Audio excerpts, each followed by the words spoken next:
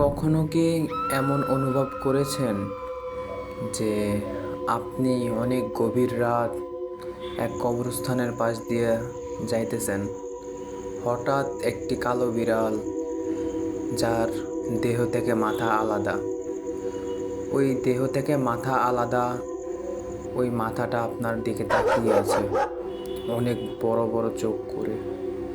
জি, এমন একটা ঘটনা আমাদের সাথে শেয়ার করছেন জামালপুর থেকে কবির। আমি ওনার ভাষাতেই বলছি। আসসালামু আলাইকুম, আমি কবির। আমি আজও ওই রাতের কথা ভুলতে পারি না। ওই রাতের কথা যখনই মনে পড়ে তখনই যেন শরীর শিহরে ওঠে।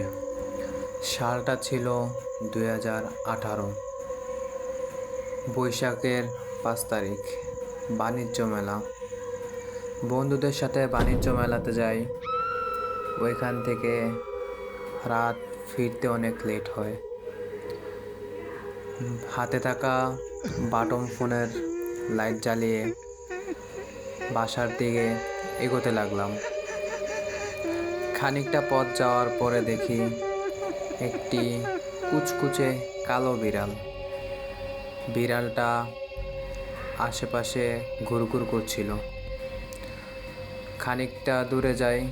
দূরে যাওয়ার পরে লক্ষ্য করি কবরস্থানের পাশে বাঁশঝাড়গুলো অনেক নড়তেছিল। অনেকটা ভয় লাগতেছিল। তারপরে সূরা কারাত পড়তে পড়তে সামনের দিকে এগোতে লাগলাম। যতই বাসার দিকে এগোতে লাগলাম ততই যেন ভয় বাড়তে লাগলো। আস্তে আস্তে দেখলাম যে বিড়ালটা আর নেই। তখন একটু ভয়টা কাটলো। খানিকটা দূর গেলাম। দূর যাওয়ার পরে দেখি বিড়ালটা হঠাৎ কাটা মাথা পড়ে আছে আর দেহ পড়ে আছে অন্য জায়গায়। কাটা মাথাটা এতটাই বিকট ছিল যে মনে হচ্ছে যে চোখগুলো অনেক বড় বড় করে তাকিয়ে আছে আমার দিকে, হয়তো আমাকে কিছু বলবে। আমি এটা দেখে অনেক ভয় পেয়ে যাই। যখনই দৌড় দেবো ভাবছি তখনই মনে হচ্ছে অদৃশ্য এক কালো ছায়া আমাকে পিছু থেকে টেনে ধরে রাখছে। ছাড়ানোর চেষ্টা করছি, পারছি না। দোয়া দরুদ পড়ে এক দৌড়ে বাসায় গিয়ে পড়লাম।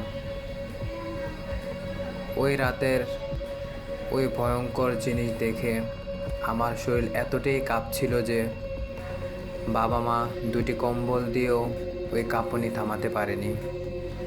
পরদিন সকালবেলা পাশে থাকা এক ফার্মেসি থেকে কিছু ওষুধ এনে দেয়।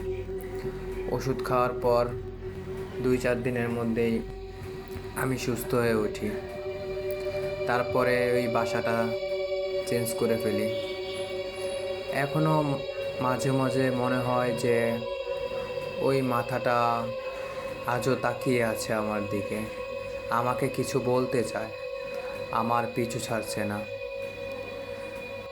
ওই মাথাটা এতটাই ভয়ঙ্কর ছিল যে আজও ওই রাতের কথা মনে পড়লে পুরো শরীর শিহরে ওঠে। সো গল্পটা এতটুকুই। যদি কথার মাঝে কোনো ভুল হয়ে থাকে তাহলে ক্ষমার দৃষ্টিতে দেখবেন। আর সকলে ভালো থাকবেন। আল্লাহ হাফেজ।